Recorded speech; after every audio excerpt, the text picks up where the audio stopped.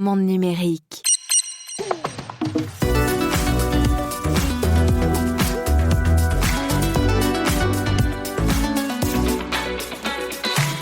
ChatGPT en surchauffe à cause de son nouvel outil de génération d'images. C'est le raz-de-marée, tout le monde veut avoir sa photo transformée en style manga. On en parle cette semaine dans Monde numérique car c'est vraiment l'un des sujets forts du moment.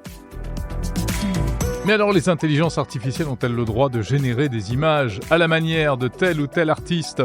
On va en parler avec Bruno Guglielminetti dans le débrief transatlantique. On parlera aussi avec lui d'ailleurs d'Amazon qui déploie son IA pour donner des conseils médicaux. Enfin pour l'instant c'est seulement aux États-Unis. Et justement, l'IA, peut-on toujours lui faire confiance ? Eh bien non, puisque les chatbots peuvent aussi raconter des bêtises, ce qui peut poser problème, mais la réglementation pourrait bien évoluer dans ce domaine.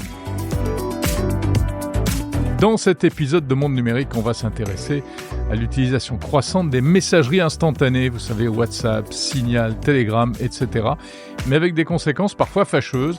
On l'a vu récemment aux États-Unis, dans les plus hautes sphères de l'État. C'est un vrai sujet de cybersécurité, on en parle avec Benoît Grunemwald, spécialiste cybersécurité. Et puis au sommaire également, 2 innovations françaises vraiment pas mal. D'abord un système pour détecter les incendies de forêt presque avant qu'ils ne se déclenchent, grâce à l'intelligence artificielle notamment. Enfin, je vous emmène à Versailles. Allez, on va visiter la ménagerie et une partie des jardins de Louis XIV, comme c'était à l'époque, car aujourd'hui la réalité virtuelle permet de s'immerger dans des chefs-d'œuvre qui ont pourtant disparu. Bienvenue à l'écoute de Monde numérique, l'hebdo du 29 mars 2025. Monde numérique, Jérôme Colombin. Salut, c'est parti pour un nouvel épisode de l'hebdo de Monde numérique. L'hebdo, c'est chaque samedi, 50 minutes de news, l'essentiel, pas toutes les actus, uniquement celles qu'il faut retenir, celles qui peuvent vraiment avoir de l'importance pour maintenant et pour le futur. Et puis des interviews consacrées aux meilleurs de la tech avec des spécialistes, des innovateurs, des experts. Ça, c'est disponible sur toutes les apps de podcast, également sur YouTube. Et parmi les rendez-vous réguliers à ne pas rater, le Grand Débrief. Le Grand Débrief, c'est une émission mensuelle, celle-ci, avec mes camarades François Sorel et Bruno Guglielminetti. Et l'épisode du mois de mars est en ligne. C'est ce week-end que ça se passe. Monde numérique, c'est le meilleur de la tech, c'est notamment Frogans. Connaissez-vous Frogans, une technologie française assez innovante de diffusion de contenu sur Internet. Alors ça ressemble à des mini-sites très graphiques qui peuvent fonctionner aussi bien sur ordinateur, sur smartphone, sur tablette, que même dans des casques de réalité virtuelle, parce que ça ne passe pas par un navigateur classique. C'est un vrai système nouveau en développement, et pour assurer le développement de Frogans, justement, la société F2R2, qui est au cœur de cette innovation, lance actuellement une offre de titres ouverte au public. Ça veut dire qu'on peut investir, n'importe qui peut acheter des actions de F2R2 et donc soutenir ce projet français avec des perspectives évidemment à l'arrivée. Pour mieux comprendre, vous pouvez aller voir l'interview du fondateur, Alexis Tamas, disponible en audio sur le fil de ce podcast ou en vidéo sur la chaîne YouTube de Monde Numérique. Et pour souscrire, c'est simple, il suffit d'aller sur le site f2r2.fr. f2r2.fr.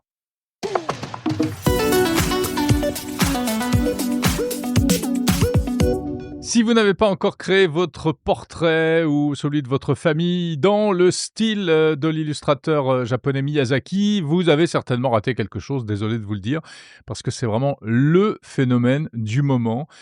Prendre une photo de soi ou de ses amis, la glisser dans ChatGPT et lui demander d'en faire une version manga. Résultat, des images dans le style du studio japonais Ghibli de Miyazaki, c'est-à-dire ce style un peu naïf, coloré, sympathique, etc., très connu de plusieurs générations. C'est donc ce que permet la nouvelle version de ChatGPT, ou plutôt la nouvelle version de DALL-E, donc le système d'IA génératif pour les images intégré à ChatGPT, mais qui disparaît au profit du nouveau modèle GPT-4o, désormais capable de réaliser ce genre d'images. Alors, résultat, des milliers de dessins ont envahi les réseaux sociaux en quelques jours seulement.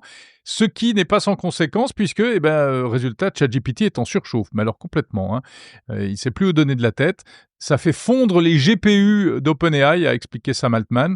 C'est une image, bien sûr, mais c'est pour dire que vraiment il y a eu saturation.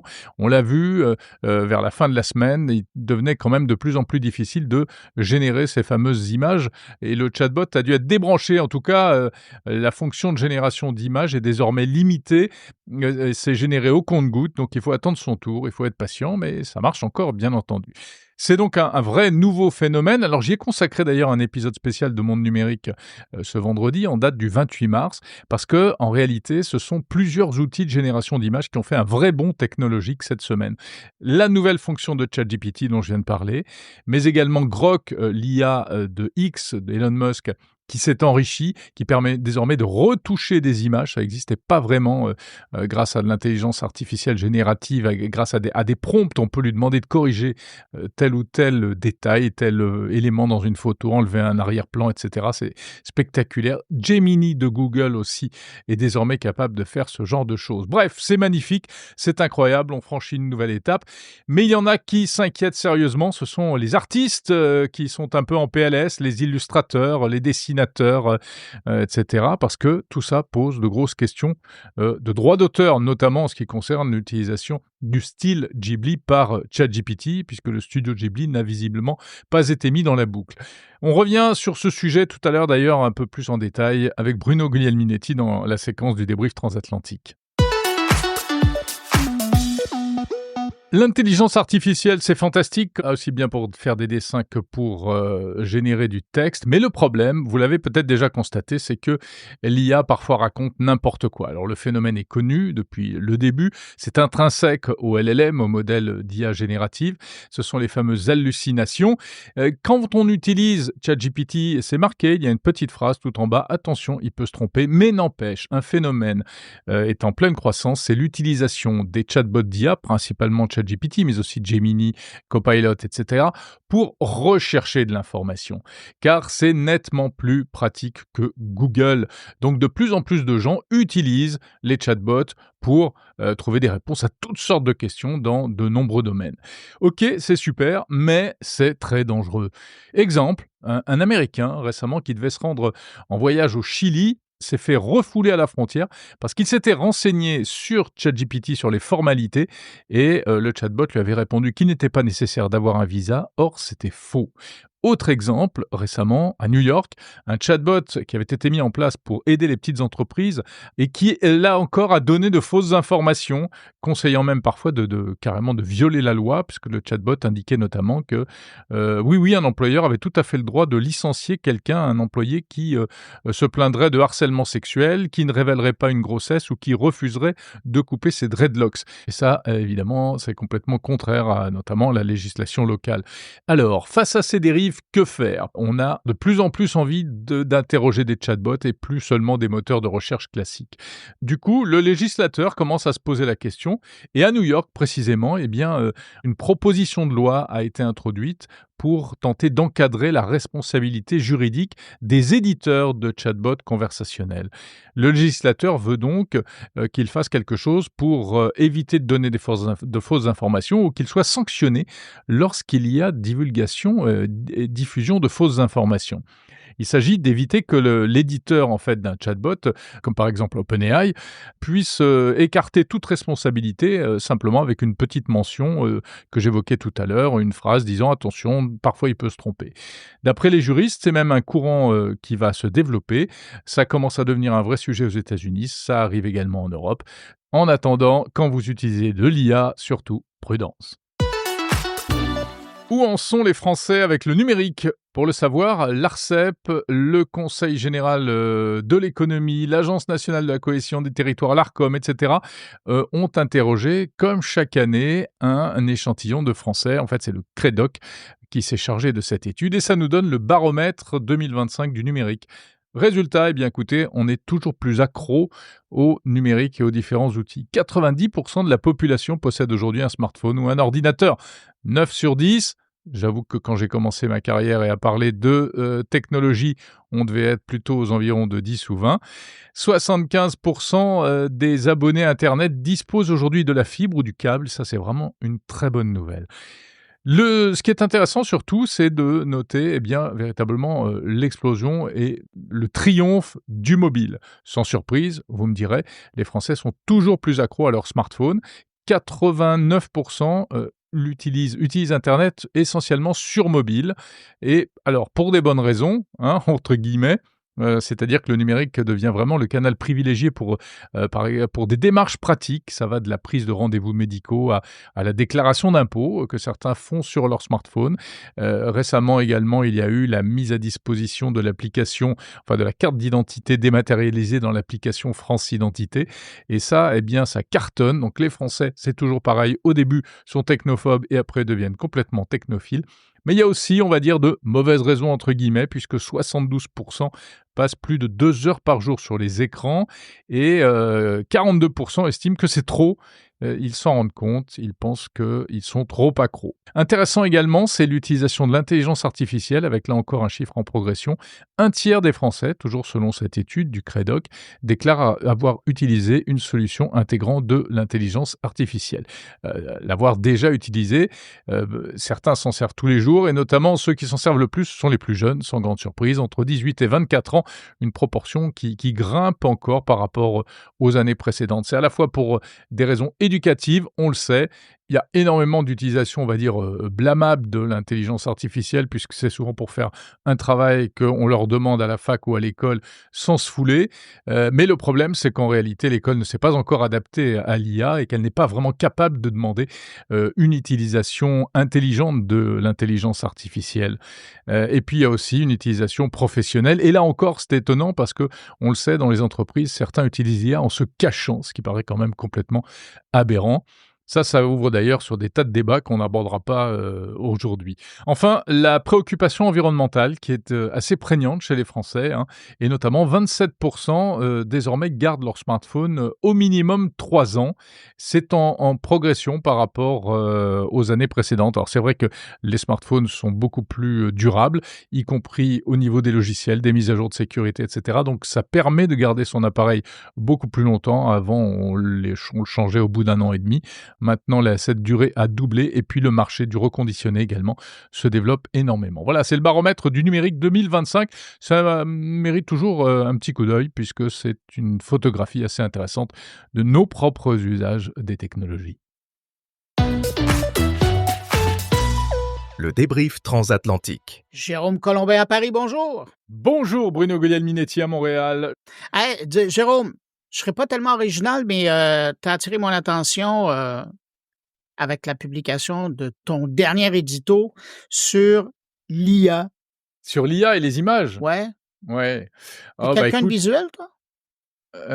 Oui, alors c'est vrai que les images en radio et en podcast, c'est pas évident à faire passer, hein, mais on peut raconter des choses. Moi, j'aime bien raconter des trucs. T'as quand même quelques années derrière le micro, hein, à de raconter des histoires. Ouais. Voilà, Bon. on va dire ça. Ouais. Non, mais écoute, ça ne t'a pas échappé non plus. La semaine a été très très intéressante à ce niveau-là parce que il y a eu des nouveautés chez Grok, donc chez X, il y a eu des nouveautés chez Google Gemini, il y a eu des nouveautés chez ChatGPT. Et en fait, ce qu'il faut retenir, c'est donc que on a passé un cap, il me semble, en matière de génération d'images et en matière de retouche d'images. Alors, la retouche d'images, déjà, c'est pas rien. C'est-à-dire que Grok, tu peux lui donner une photo et puis tu lui demandes, tiens, enlève-moi le petit bonhomme ici, ou bien tiens, enlève-moi les gens qui sont derrière, change l'arrière-plan.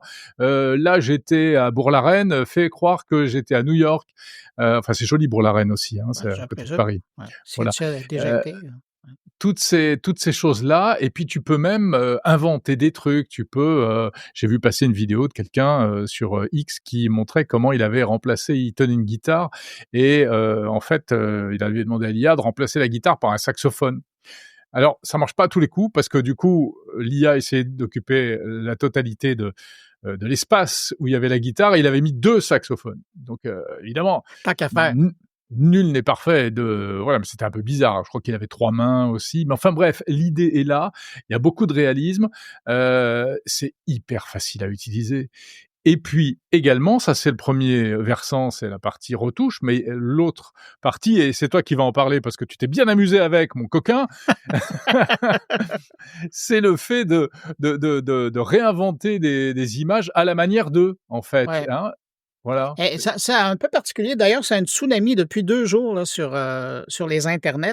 On voit apparaître des photos, des illustrations, parce que là, on ne parle plus de photos, mais qui sont, très inspirées de l'univers manga et par exemple, je nous ai fait tous les 2 avec, dans le style de Dragon Ball. C'est Ah assez écoute, c'est réussi. magnifique. Ouais, c'est assez réussi, mais après, je nous ai fait dans différents styles et là, c'est ce qu'on est en train de voir. Évidemment, les styles en tant que tels, ils sont pas couverts par le droit d'auteur, mais c'est, ce que ça soulève comme question, c'est l'apprentissage a été fait à partir de quoi? On présume à partir des vraies œuvres de Dragon Ball et autres mangas, célèbres Bien et les sûr. et c'est là où ça va être intéressant de voir quelle sera la suite. Parce que là, si vous allez sur ChatGPT, vous pouvez demander, de vous faire une photo dans le style de ce que vous voulez et pour le moment, il s'encombre pas du détail des droits d'auteur et il le fait. Alors là, ça Alors soulève beaucoup de questions. exactement, et tu as raison parce que moi c'est un point que j'aborde effectivement dans le petit édito que j'ai fait. C'est pour ça que je voulais qu'on en parle. Mais j'ai noté quelque chose, j'ai eu un petit bug en faisant une requête sur ChatGPT en demandant une image. Il a refusé de me faire l'image en me disant: «Non, je ne peux pas, faire une image à la manière de Ghibli», tu sais, le Alors style, qu'on en voit passer plein. Miyazaki, Ouais, alors qu'on en voit passer plein. ouais. Heu et alors c'est bizarre, et je lui dis: «Mais j'ai jamais demandé ça». Et il me dit: «Ah oui, tu as raison, c'est pas toi qui l'as demandé». Non, non, mais je te jure, c'est un truc de Oups! fou. Oups, oups, C'est pas oups, oups. toi qui l'as demandé, c'est moi qui me le suis demandé à moi-même. En gros, je résume, Oui, oui, hein, il oui, faudrait mais que je quand même. retrouve la phrase. Ouais. Mais et ça, alors ça montre 2 choses. D'abord, il y a quand même quelques limites, et d'autre part, comment il fonctionne. C'est-à-dire que parfois, il se refait des prompts, hein, Ouais. D'ailleurs, ChatGPT. ça, on le voit beaucoup plus maintenant avec le nouveau, AI Studio de Gemini, où on peut voir le processus de création. On clique sur Mmh. un bouton, puis là, il y a la barre et là, on voit tout son processus. On dit: «Oh, quand même» et c'est vraiment des petites tâches qui se donnent pour aller avant de générer quelque chose. Puis évidemment, on peut passer outre et pas le regarder, mais donc ce que tu es en train de raconter par rapport à ChatGPT et sa réflexion qui s'est fait, C'est drôle, hein? c'est le genre de truc Al qu'on voit, là. Ouais, alors que des images comme ça, c'est vrai qu'il y en a plein en ce moment sur les réseaux sociaux, mais c'est parce qu'en fait, les prompts sont plus sur, on lui demande de faire un truc style manga, et Exactement, cetera, ouais. voilà. Bon, tout ça pour dire qu'ils ont essayé de mettre quelques limites pour que on n'ait pas l'air de pirater, les images. Mais en fait, le problème, tu l'as dit, c'est au moment de l'entraînement que ça se passe. C'est pas étonnant que OpenAI, soit en train de militer sérieusement pour, la suppression, en tout cas la refonte du droit d'auteur, hein. Ils veulent remettre tout ça à plat, ils veulent, pouvoir, s'affranchir de ces contraintes légales en fait, et on Ouais, comprend pourquoi. ça va En être attendant, ils piratent oui. allègrement. Puis après, quand, on a un semblant de piratage de leur travail, là, oh, c'est le holà. Pense avec DeepSeek et comment ils avaient reçu ça avec Exactement. un Ouais, ouais. poêlon et ils étaient prêts à frapper, n'importe qui avec ça, là. Faites ce que je dis, pas ce que je fais. Mmh. Exactement. On reste dans le domaine de l'IA. Je sais que ça va déplaire à certains de tes auditeurs, mais c'est pas la majorité. Alors, vous nous Non, mes excusez. auditeurs sont très, très ouverts, Ouais, non, mais moi, je me souviens de certains commentaires que j'avais vu passer. Mais je veux te parler d'Amazon qui vient de nous livrer 2 nouvelles IA génératives. Là, c'est sur le marché américain, mais tu d'accord. peux être certain que ça s'en vient. Il y en a un, c'est Interested AI et donc ça va cibler essentiellement des recherches ou des quêtes d'informations dans le contexte de produits de consommation. Mmh. Ça ressemble un peu à ce qui est déjà intégré maintenant dans l'application, en tout cas au Canada et aux États-Unis, là, où C'est-à-dire on a tu lui demandes, je sais pas, j'aimerais, je sais pas quoi, je veux, tel type d'appareil pour la maison, tu oui, sais où pas je cherche exactement un comment ça téléviseur s'appelle? avec, 5, entrées, Ouais, USB-C, voilà, par exemple. Bon, ben, il va par trouver les exemple. modèles qui sont disponibles. Ça, c'est un truc. Mais ce que je trouve encore plus intéressant, c'est le deuxième assistant qu'on vient de présenter aux États-Unis. Ça Mmh. s'appelle Health AI, donc santé, IA. Et Mmh. là, ça sur quoi on s'embarque, c'est le même principe qu'un ChatGPT, mais là, ça vous permet de poser des questions à cette IA-là en ce qui concerne des questions de bien-être, de santé, et ça va aussi pouvoir vous suggérer des produits. Évidemment que vous pourrez acheter chez Amazon, hein, Bien on sûr. fait pas chez le marchand d'à côté, mais Mais là, donc tu achètes quoi? Des médicaments alors? ben, C'est ça? aux États-Unis, on peut acheter des médicaments parce qu'Amazon vend des médicaments, mais Ouais. ailleurs dans le monde, ce que ça va vouloir dire, c'est qu'il y a des produits, des vitamines, des protéines Mmh. qui sont sur le marché, que les gens peuvent acheter, qui prennent pas de prescription. Et là, c'est tout un pan du marché comment on appelle ça? Il y a un mot pour ça, là, des suppléments alimentaires. Oui, Heu, du paramédical, du exactement. parapharmacie et compagnie. Et voilà. Ouais. Et donc, Heu j'ai presque l'impression d'entendre parler un barbapapa. Parapharmacie. Parapharmacie. C'est vrai que c'est des pratiques qu'on n'a pas, chez nous en Europe, Ben non, mais bah, c'est ça. Mais chez nous, c'est exactement le genre de conseil que ouais, les parce que pharmaciens en boutique vont faire. oui, mais parce que vous avez déjà des pharmacies, qui sont, des pharmacies évoluées. Il y a presque des médecins, c'est comme aux États-Unis déjà, il y a des rayonnages entiers de compléments alimentaires, de vitamines, de trucs pour j'ai mal à Dans les l'oreille droite, supermarchés, là, ouais. le médicament Mmh. pour quand tu as mal à l'oreille gauche et Ouais. compagnie. Et puis tu as au fond du magasin, tu as des médecins. Moi, ça m'est arrivé à Las Vegas, en plein CES, tu attrapes un rhume, une grosse cochonnerie, tu vas voir le médecin à l'épicerie. C'est incroyable.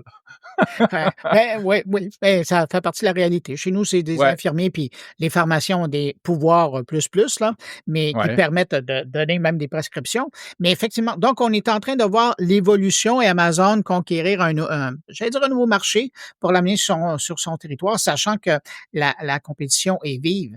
Et Mais c'est vrai que c'est très touchy comme sujet. ben, oui. Puis C'est tu très vois touchy, mais ouais, pardon. non, non, vas-y, vas-y.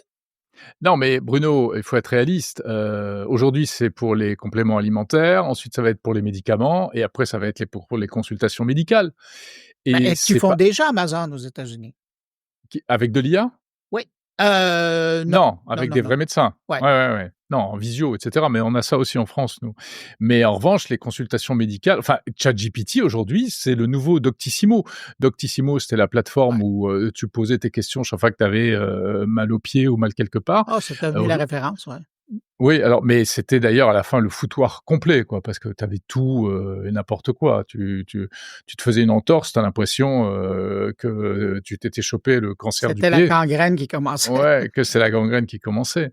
Mais ChatGPT va devenir, moi j'en suis persuadé depuis un moment, va devenir le médecin, le 1er contact médical pour très rapidement, très vite. Mais il y a eu d'autant plus que ça marche très bien. Il y a eu des études, il y a eu plusieurs études.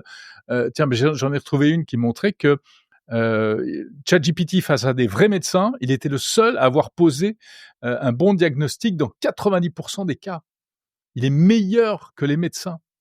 Mais ce qui est intéressant, c'est que des médecins qui utilisent ChatGPT, eux, sont meilleurs que des médecins qui n'utilisent pas ChatGPT.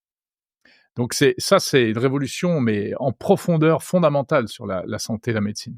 Et la différence entre ce qu'on est en train de raconter puis le Health AI là, de Amazon, c'est que là, les gens peuvent déjà, aux États-Unis, là, pour le début, consulter le Health AI pour avoir de l'information. Alors, c'est assez fascinant de voir ça. On n'a pas fini d'en parler, Non, à mon monsieur. avis, Bruno. On est Par vraiment sur un truc de fond. mais parlant de parler, tu parles de quoi, toi, cette semaine? Ah, c'est bon, hein?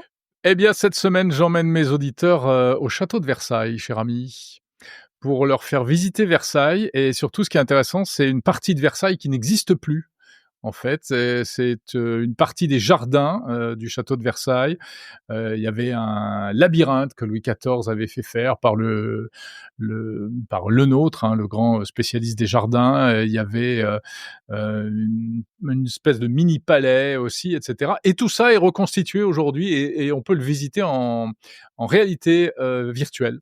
En fait, c'est Avec un HTC. casque, avec un Ouais, exactement. C'est des casques de réalité virtuelle HTC et donc il y a tout un parcours et on peut, visiter tous ces trucs-là et la ménagerie notamment de Louis XIV et c'est assez intéressant. J'ai fait l'expérience et c'est vraiment pas mal et puis sinon, c'est pas tout puisque, eh bien personnellement, cher ami, je parle également alors attends que je retrouve mes petites notes là parce que j'ai déjà oublié.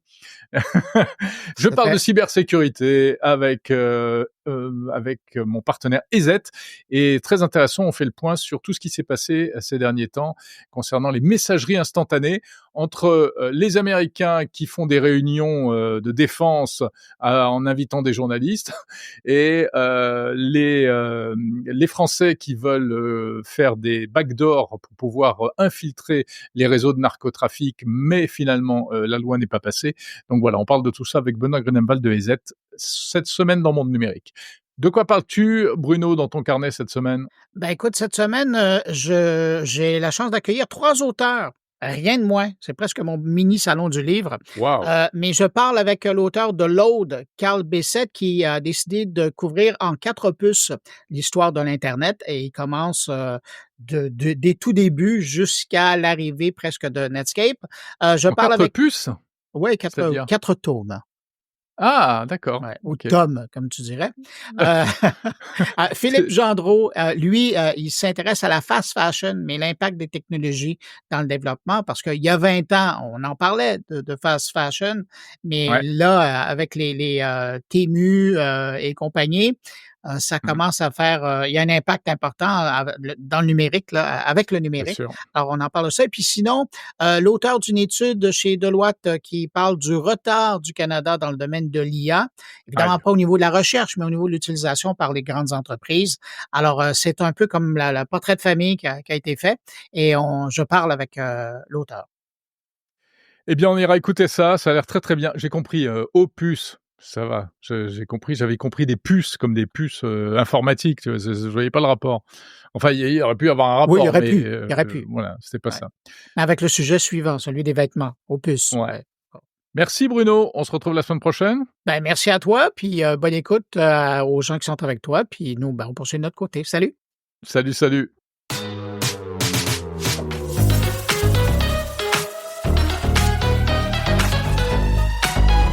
Monde numérique, le meilleur de la tech. Le meilleur de la tech, ça continue, c'est la deuxième partie de cette émission consacrée aux interviews de la semaine. On ira tout à l'heure au château de Versailles, je vous l'ai dit, pour découvrir en réalité virtuelle des choses qui n'existent plus, mais que j'ai pu voir grâce à une installation avec les masques de réalité virtuelle HTC. On va s'intéresser également à une innovation au service de la prévention des incendies de forêt dans un instant. Mais avant cela, parlons de quelque chose qui nous concerne tous. Nous sommes de plus en plus accros aux messageries instantanées. WhatsApp, Messenger, Signal, Telegram, etc. Certaines sont réputées ultra sécurisées. Et oui, mais ça n'empêche pas parfois de faire de grosses bêtises. On l'a vu récemment aux États-Unis. On parle de ça tout de suite avec un spécialiste. Les interviews qui vont suivre sont proposées en version intégrale si vous écoutez Monde Numérique l'Hebdo Premium sur Apple Podcast et sur Spotify désormais. Sinon, vous pourrez les retrouver en épisodes séparés la semaine prochaine sur le fil de ce podcast. Bonjour Benoît Grunemwald. Bonjour Jérôme Colombin. Expert cybersécurité chez EZ. On se retrouve pour ce rendez-vous en partenariat entre EZ et Monde Numérique. Benoît, 80% des Français utilisent les messageries instantanées, WhatsApp, Messenger, Signal, Telegram, etc. Au niveau mondial, c'est plus d'un terrien sur 2. Ça ne va pas s'arranger en plus parce que, tiens, c'est une info que je vous donne. WhatsApp annonce qu'on va désormais pouvoir utiliser l'application WhatsApp par défaut sur iPhone, à la fois pour les appels vocaux et pour les messages textes. C'est une vraie petite révolution. Ce sera possible avec la version 25.8.74 de WhatsApp. Alors revenons sur cet incident assez incroyable, donc aux États-Unis, une conversation entre de hauts responsables militaires avec le vice-président américain J.D. Vance et au milieu, quelqu'un qui n'aurait jamais dû y être, mais qui a tout écouté, qui a tout suivi, enfin c'était par écrit, un journaliste américain. Ça fait un scandale aux États-Unis. Pour bien comprendre, donc, il faut quand même préciser que normalement cette messagerie est sécurisée, mais là, le problème n'est pas un problème technique. Effectivement, ce n'est pas du tout un problème technologique, c'est simplement une erreur de manipulation. Ce journaliste a été invité au groupe, certainement le plus select du monde, le plus VIP, et il s'est ainsi retrouvé dans la conversation avec des militaires, comme vous le disiez. Et à partir de là, il a pu suivre les différents échanges et être averti de ce qu'il allait se passer sur le terrain. Donc c'est incroyable parce qu'on a beau mettre de la sécurité, finalement c'est une faille humaine. C'est un problème de sécurité, mais c'est un problème humain. Oui, complètement. C'est le fait d'avoir ajouté une personne, sans vérifier, véritablement son identité, hein. C'est juste peut-être qu'il a sélectionné, son numéro de téléphone et il s'est dit: «Lui, je vais l'ajouter aussi à la conversation». C'est pour ça qu'il faut toujours distinguer sa vie professionnelle et sa vie personnelle.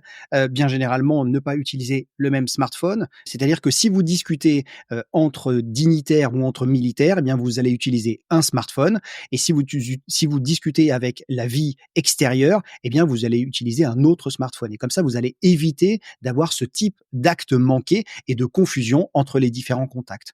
Et en Mmh. France, on voit bien que l'on a des applications qui vont nous permettre aussi d'éviter de mélanger les genres, entre guillemets.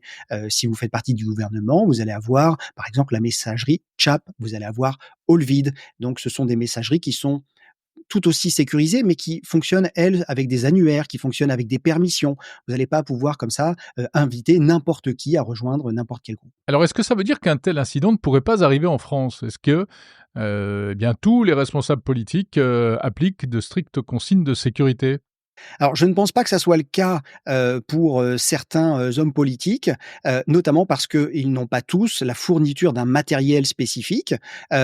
Par contre, l'accès à la messagerie de chat, je pense que c'est accessible à toute, personne, travaillant pour le gouvernement.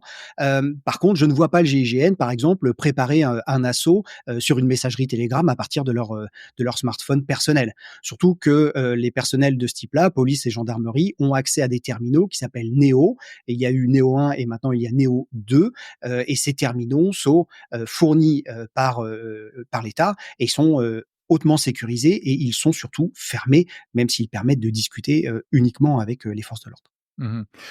Benoît, je reviens sur, Signal, Telegram, et cetera, qui, on le voit, sont quand même également utilisés par, ce type de professionnels. Alors, elles ont la réputation d'être hyper sécurisées, inviolables. Est-ce qu'elles le sont réellement, ces applications? Alors rien n'est inviolable, ça c'est un principe de base en cybersécurité. Il faut rester, très humble, à la fois quand on développe les applications, mais également quand on les utilise, toujours vigilant. Et donc la faille peut provenir à la fois, de l'utilisateur, on le voit avec ce qui s'est passé, aux États-Unis, soit, elle peut venir, d'une faille du logiciel. C'est pour ça d'ailleurs que, c'est bien d'avoir Signal, qui est, disponible un endroit qui s'appelle GitHub où on met son code source, qui fait que n'importe qui peut aller l'ausculter, l'auditer comme on dit. Alors n'importe qui, bon, il faut quand même avoir des compétences pour comprendre le code et Ouais, ça va bien sûr. permettre de vérifier par un grand nombre de personnes eh bien, que ce code-là est conforme à ce qu'il indique et éviter par exemple qu'il y ait des backdoors qui soient déposés à l'insu des utilisateurs. Donc c'est cette transparence qui garantit la sécurité de ces applications, en fait. Mais WhatsApp n'est pas en open source, par exemple? Complètement. Alors la transparence là pour le coup concerne principalement Signal. Signal, oh d'accord, ouais. Puis on sait ce qui s'était passé aussi avec Telegram et cetera. Donc parce que malgré tout, ces applis ont vraiment la réputation d'être inviolables. Alors elles le sont ou pas. On sait aussi qu'il y avait cette entreprise israélienne qui avait à un moment découvert une faille dans WhatsApp qu'elle avait exploitée via un logiciel permettant, d'aller écouter, d'aller violer des échanges. Logiciel qui était vendu très cher à des puissances étatiques, on va dire. Oui, là, Heu, le problème, c'est que le logiciel, une fois installé, devenait, le maître total. Il prenait le contrôle total du smartphone. Donc de quelle que l'appareil. soit Ouais. l'application que l'on utilisait, au final, comme il avait, ce logiciel espion avait le contrôle total sur, l'appareil, au final, il arrivait à lire quasiment tout. Alors quoi qu'il en soit, ces applis, elles ont, la réputation d'être hyper sécurisées, à tel point que c'est ça qui pose un problème aux forces de sécurité. Pour le coup, on le voit dans le cadre d'enquêtes contre, la cybercriminalité, la criminalité, le narcotrafic et cetera, et c'est pour ça que récemment, il y avait donc cette proposition de loi du ministre de l'Intérieur pour essayer de demander à ce qu'il y ait un accès pour les enquêteurs dans le cadre d'enquêtes judiciaires. Ça paraît légitime, un peu comme pour écouter les conversations téléphoniques, mais il y a eu une vraie levée de bouclier, du monde de la cybersécurité contre ça. Pour quelle raison, Benoît? Eh bien, parce que ça, provoque un affaiblissement de la sécurité générale. C'est-à-dire qu'à partir du moment où vous ouvrez une porte, qu'elle soit dérobée ou non, la question c'est: qui contrôle cette porte? Qui l'utilise? Peut-elle être détournée? Et c'est là, que malheureusement, peuvent arriver les failles parce que, on l'a vu notamment aux USA, il y a eu des écoutes téléphoniques, opéré par un opérateur qui s'appelle Salt Typhoon, qui est aligné avec l'État chinois, qui est rentré dans un certain nombre d'opérateurs téléphoniques et qui a réussi à détourner la demande de requête officielle qui lui permettait de mettre sur écoute des personnes et d'avoir les écoutes. Donc, imaginez qu'une personne, une entité arrive à détourner cette porte.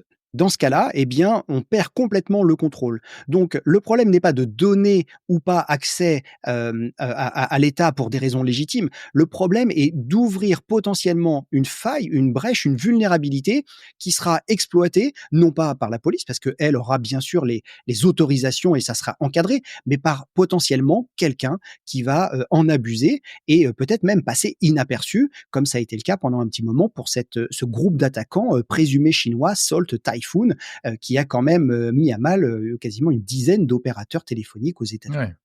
Ouais, c'est ça qui est parfois difficile à comprendre, hein, quand on se place du côté du côté public sans connaître Côté de la toutes les protection de la vie subtilités. privée, Ouais, tout ouais, à fait. Et absolument. le problème, enfin, n'est pas forcément de donner des super pouvoirs. Si ça gêne toujours un peu la quadrature du net, le respect de notre vie privée. Il y a un certain nombre d'acteurs qui militent pour ça. Mais le problème, il est surtout que on ouvre une sorte de boîte de Pandore, on ouvre une porte et finalement on se dit mais vous inquiétez pas, la clé n'est gardée que par les autorités. Sauf qu'on sait bien que les clés, surtout dans le numérique, peuvent se dupliquer, voire même qu'il peut y avoir une porte dérobée sur la porte dérobée qui permettrait d'exploiter une vulnérabilité et de rentrer. Bon, puis alors, pour les, utilisateurs lambda que nous sommes toujours, de ces messageries, instantanées, sécurisées, il y a aussi un phénomène qui se développe, qui est un système d'arnaque par QR code, ça s'appelle le phishing, expliquez-nous ça? Effectivement, le quishing, c'est la contraction de QR code et de phishing. Phishing, tout le monde connaît, c'est hameçonnage en français. Et donc, on a vu récemment des militaires ukrainiens se faire harponner, notamment sur Signal. On leur envoyait des QR codes qui faisaient en sorte que ils allaient associer, en scannant ce QR code, associer leur compte Signal avec le compte Signal d'un opposant et d'un attaquant, d'un adversaire. Et donc, en scannant ce QR code, eh bien, l'adversaire allait accéder à l'intégralité de leur conversation. Évidemment, ça pourrait, se produire dans un cadre, pas seulement militaire, mais également, civil et donc nous arriver à nous. Oui, complètement. Si quelqu'un a pour objectif, de vous, suivre, c'est ce que l'on appelle le stalkerware, par exemple, l'installation d'un logiciel espion, ou, lors de vifs violences intrafamiliales, on pourrait tout à fait imaginer qu'une personne, utilise pourquoi pas même d'ailleurs votre téléphone, hein, si c'est un conjoint, un proche, pour scanner ce fameux QR code et ainsi associer son appareil à votre appareil, ce qui fait qu'il recevrait en temps réel l'intégralité de vos conversations et il pourrait ainsi les suivre. Merci beaucoup, voilà, joie et malheur des messageries instantanées. Merci Benoît Grunemwald, expert cybersécurité chez EZ. Merci Jérôme.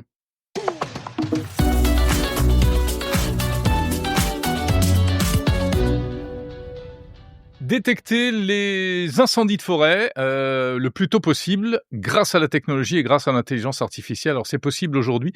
2 invités pour en parler dans Monde Numérique. Franck Abissira du cabinet Emerton Data, bonjour. Bonjour Jérôme. Et puis Jean-Simon Chaudier, vous êtes CEO de la start-up, Fire Tracking, qui a mis au point cette technologie. On verra dans quel cadre d'ailleurs elle a été accompagnée par Emerton Data. Fire Tracking, c'est un système qui permet de détecter les feux, véritablement, à leur tout début, les incendies de forêt, c'est ça, hein? Oui, bonjour Jérôme, bonjour à tous.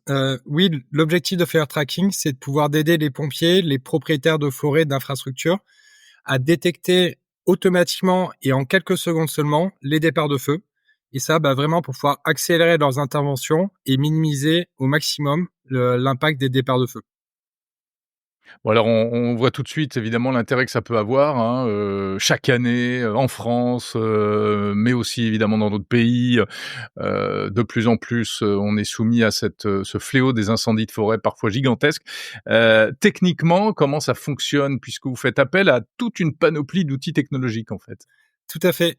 Le principe, c'est on va positionner des caméras en très haute résolution sur des points hauts, comme des châteaux d'eau ou des antennes, des pylônes télécoms.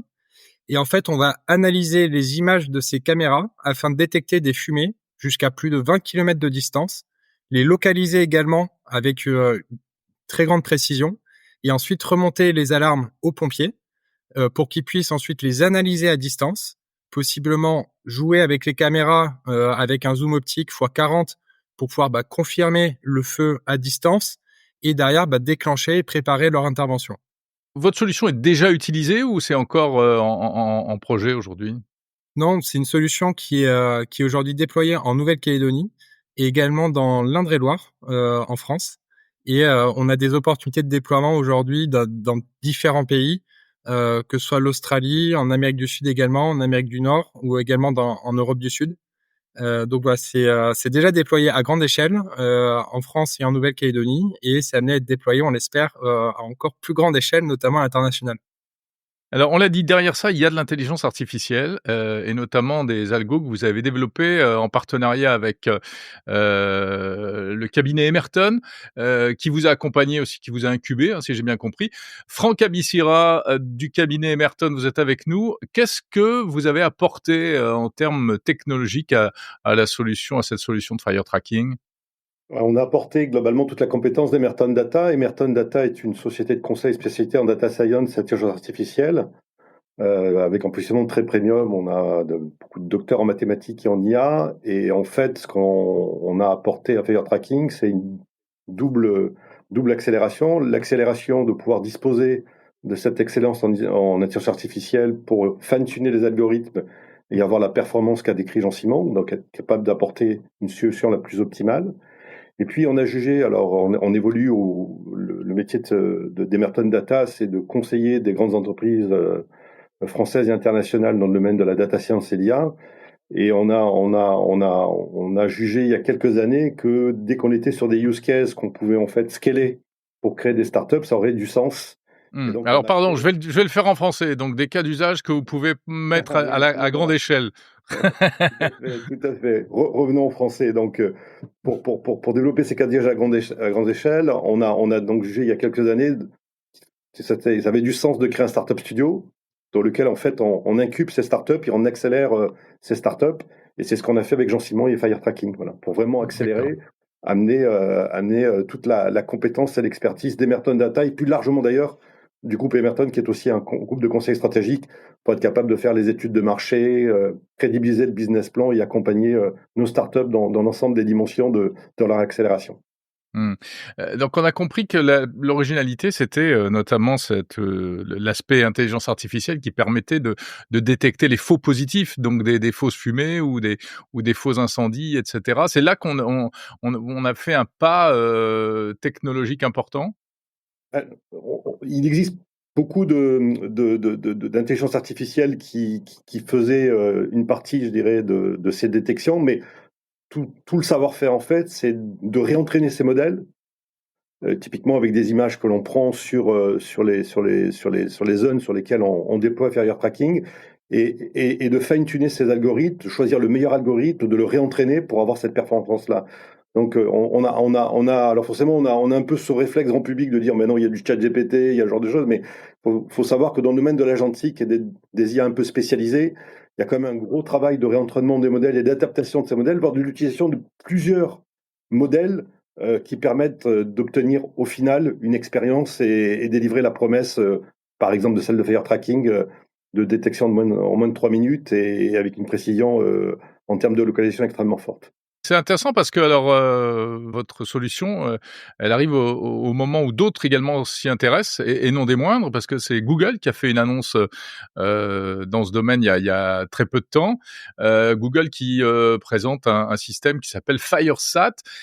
Jean-Simon, quelle différence? Comment vous comparez votre solution et ce qui est proposé par Google?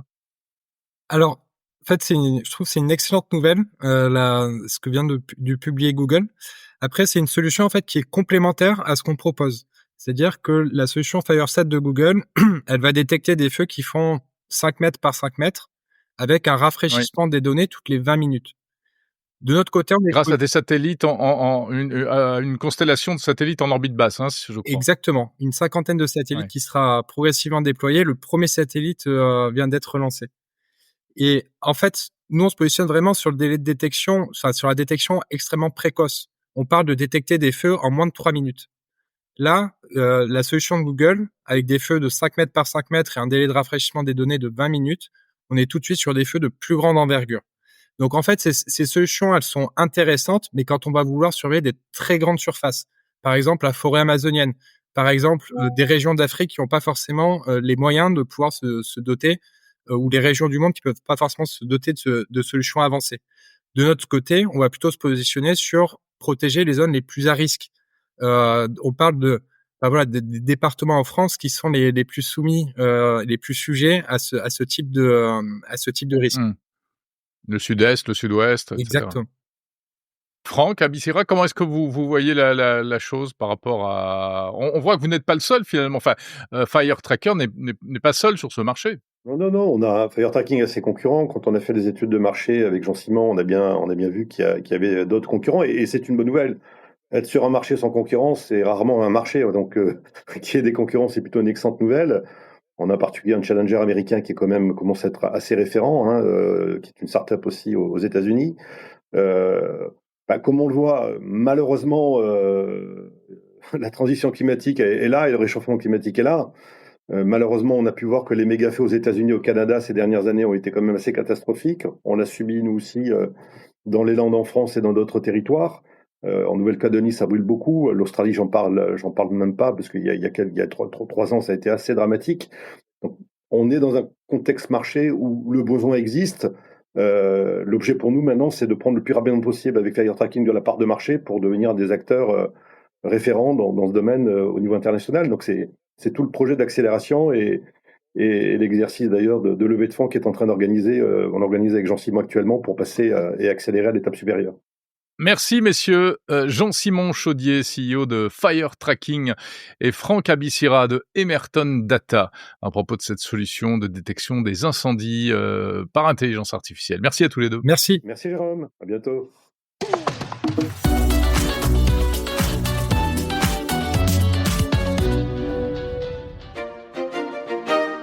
Vous connaissez le château de Versailles, vous l'avez peut-être déjà visité, mais ce que vous ne connaissez pas, ce sont les jardins, ou en tout cas une partie des jardins tels qu'ils étaient à l'époque de Louis XIV au XVIIe siècle. Et oui, parce qu'ils ont disparu. Et aujourd'hui, on peut malgré tout redécouvrir ces jardins absolument incroyables grâce à la réalité virtuelle. C'est l'expérience à laquelle je me suis livré en début de semaine, sur place. Je suis allé tester une animation proposée par le château de Versailles. Ça va être en place pendant 9 mois. Pour 15 € supplémentaires, en plus de la visite, les visiteurs pourront s'immerger dans ces décors complètement fous. On peut visiter donc les jardins tels qu'ils étaient à l'époque dessinés par Lenôtre. Et d'ailleurs, la visite est guidée par Lenôtre lui-même, un personnage qui apparaît dans la vidéo et qui donne l'air d'être là au milieu des visiteurs, en français ou en anglais. With no limit, but our imagination. On peut visiter la ménagerie qui était la grande fierté de Louis XIV, des animaux exotiques rassemblés dans les jardins du château, puis qui ensuite ont été dispersés, voire mangés lors des famines qui ont suivi. Il y avait également la grotte de Thétis, une espèce de mini-palais avec des sculptures, des fontaines, un truc absolument incroyable. Et puis le labyrinthe, un grand labyrinthe végétal où aimaient se perdre les nobles de la cour. Tout cela est donc reconstitué grâce à la réalité virtuelle et on peut se promener à l'intérieur comme si ça existait encore. Je vous invite d'ailleurs à regarder la vidéo réalisée sur place que vous trouverez sur la chaîne YouTube de Monde Numérique ou sur le site mondenumérique.info. Techniquement, c'est la marque HTC qui est derrière cette animation. Thomas Dexmier de HTC France nous explique comment cette expérience a été créée. Il y a beaucoup d'acteurs sur le sujet. Ça part de faits historiques, véridiques, avérés, vérifiés, archives, etc. Ensuite, il y a un studio, comme un studio de jeux vidéo, qui va transformer le contenu en de la 3D immersive, dans des environnements des environnements simulés dans lesquels vous allez pouvoir évoluer et vous perdre. Et puis après, il y a toute la partie hardware, donc l'équipement, le casque, le vôtre, et puis celui des collègues avec lesquels vous allez faire l'expérience, qui va vous permettre de progresser ensemble dans cet environnement et en faire une expérience immersive collaborative à plusieurs. Ce qui est notable, c'est que il n'y a pas de câble, hein, les casques sont entièrement autonomes. Tout à fait, ouais. Aujourd'hui, on se base sur la puissance du processeur des casques. Il y a une petite connectivité réseau qui permet à tous ces casques de se synchroniser au niveau géolocalisation et position dans la pièce pour éviter les collisions, évidemment. Mais tout le reste, aujourd'hui, c'est la puissance de calcul et de rendu graphique du casque qui, pour cette expérience-là, est le Vive Focus Vision. D'accord. Mais il y a quand même, j'imagine, un serveur qui envoie la vidéo, parce qu'il y a une histoire, il y a des personnages. Alors, le serveur n'envoie pas la vidéo. Le casque, l'application est installée sur chacun des casques de façon indépendante. Il y a quand même un serveur qui synchronise effectivement la position et la localisation dans la pièce des différents utilisateurs. Ok. Alors, c'est super agréable, instructif, etc. Maintenant, si on veut être très exigeant, on se dit, ouais, il y a peut-être encore une marge de manœuvre en termes de réalisme, en termes de définition d'image, les grilles, les parois, les façades font un petit peu carton-pâte, quoi. Il faut bien l'avouer. Est-ce qu'on pourrait aller plus loin ? Oui, on peut aller plus loin. Aujourd'hui, le choix qui est fait, c'est le choix de la portabilité, de la simplicité de déploiement, par rapport à des équipements qui seraient bien plus encombrants si on se basait sur des cartes graphiques, sur des gros PC, des grosses machines, qui là, pour le coup, feraient des rendus visuels absolument impeccables avec des réflexions de lumière, de texture, de jeux de couleurs, qui seraient encore plus réalistes et encore plus immersifs. Mais aujourd'hui, le choix, il est quand même aujourd'hui de faire profiter cette expérience-là à un maximum de gens. Et pour ça, on coupe les câbles, on enlève les PC et on fait tout tourner sur les casques en autonome. Ouais, sinon, il faudrait des sacs à dos, des PC sur le dos, etc. Oui, mais c'est encombrant, c'est pas très inclusif, ça réduit l'accès à un certain nombre de gens parce que c'est lourd, ça permet pas de liberté de mouvement comme on peut l'avoir aujourd'hui sur l'expérience que vous venez d'essayer. Il y a des problématiques d'autonomie de batterie. Et puis, plus on a d'équipements, plus il y a de potentiels bugs et défauts. Donc là, aujourd'hui, c'est très simple, ça se déploie très facilement. Hier, dimanche après-midi, le déploiement s'est fait en un claquement de doigts. D'accord. Et puis voilà, aujourd'hui, ça démarre et ça va tourner pendant quasiment 9 mois. L'autonomie est de combien ? C'est-à-dire que... Alors, les casques ont une autonomie de 2 heures, mais la magie avec les casques HTC, c'est qu'ils sont designés pour ces usages justement intensifs. Et donc, la batterie est remplaçable. Donc, il y a toute une batterie en charge dans la petite pièce derrière que vous n'avez pas vue. Ah oui. Et toutes les 3-4 rotations, on va venir changer la batterie sans avoir besoin d'éteindre le casque. C'est ça qui est beau aussi. Ça s'appelle du hot swap et on reprend l'expérience là où elle a été laissée. Donc finalement, c'est du 9h-18h non-stop grâce au système d'HTC. Donc aujourd'hui Versailles, avant Orsay, c'était vous aussi ? Ouais, Orsay c'était magnifique. Ouais. Il y a d'autres projets dans les cartons ? Et il y en a plein, mais je peux pas les dévoiler aujourd'hui. Mais en tout cas, ce qu'on voit aujourd'hui, on est très excités des opportunités justement autour de l'art et de la culture. On a une division d'ailleurs chez HTC qui s'appelle Vive Arts et qui a justement pour but de promouvoir l'usage des nouvelles technologies pour favoriser l'accès à la culture et à l'art en général. Donc oui, il y a eu Orsay, il y en a eu plein d'autres. Cette semaine, il y a d'autres ouvertures. En France, on a la chance d'avoir des studios qui sont très très forts, avec des grosses productions qui s'exportent très bien, puisque la culture et l'art de vivre à la française, ça n'a pas de frontières. Ouais. Merci beaucoup Thomas Dexmier de HTC France. Merci.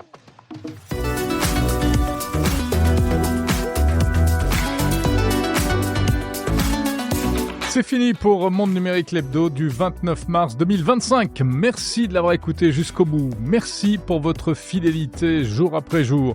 Ne ratez pas les interviews en épisodes séparés la semaine prochaine.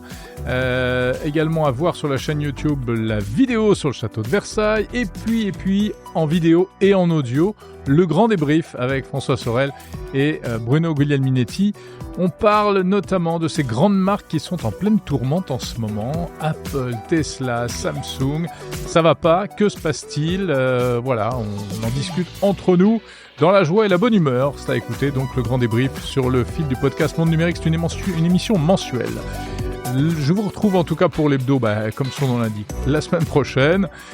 D'ici là, vous pouvez m'envoyer des commentaires. N'hésitez pas à noter 5 étoiles sur Apple Podcast pour le référencement de Monde Numérique. Faites connaître ce podcast à vos amis également.